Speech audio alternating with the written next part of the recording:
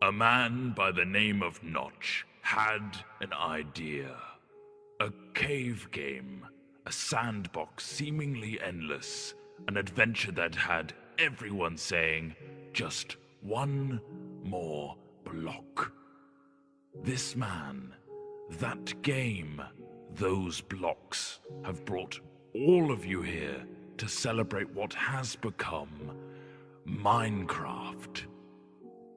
It began as a simple idea. Sorry, but you should use the old logo because it's a bit more evolvey, I guess. Right, fine. The game had a randomly generated world filled with grass, dirt, and an awful lot of stone.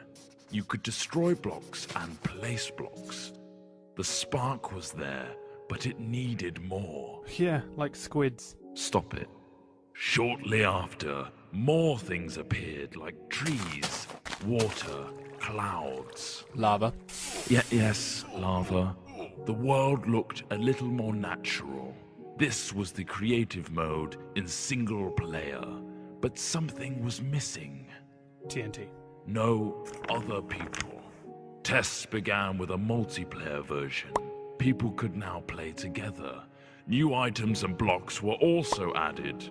The game was beginning to take shape. Wow, really skimming over the details there. Do you want me to go over all the patch notes? No. The wiki page won't load anyway.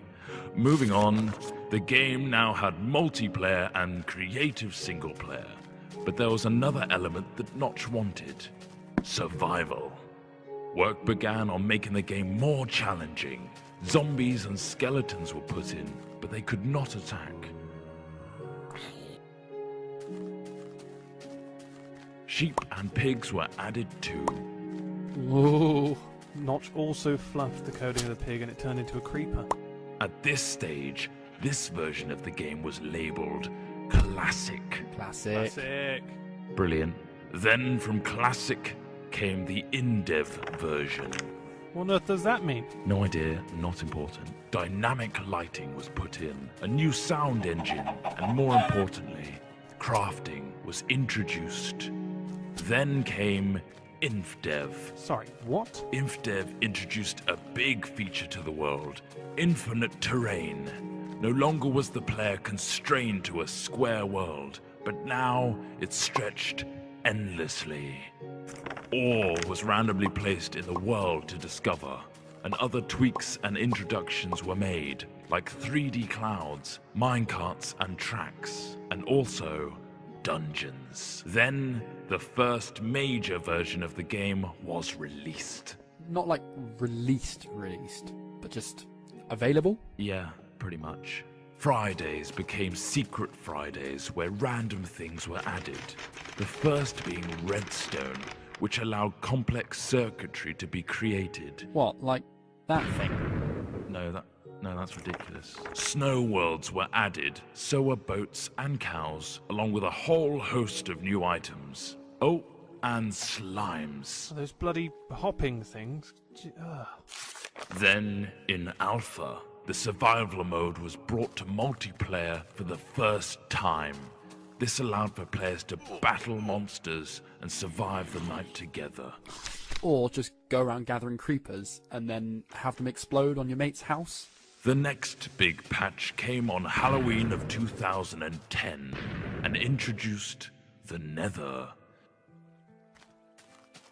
This threatening place was full of zombie pigmen and the eerie cries of the ghast. Not to mention a considerable amount of lava. The game hit beta. Ta-da! Lots of new things were added in beta, like dispensers, note blocks, cake, redstone repeaters, and beds. The lighting also got a smooth upgrade.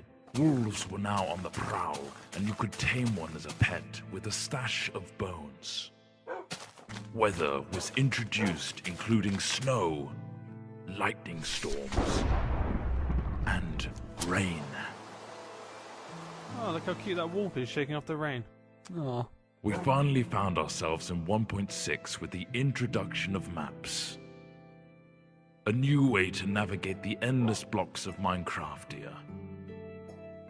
things got pushy in 1.7 with pistons, leading to some clever contraptions.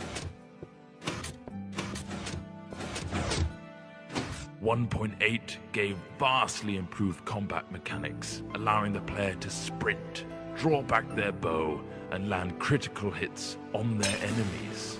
A new terrain generator was added, along with quirky NPC villages and mighty strongholds. And now comes the end. A true challenge awaits you in this unforgiving realm. But that is something you'll have to discover for yourself. The next page is yours.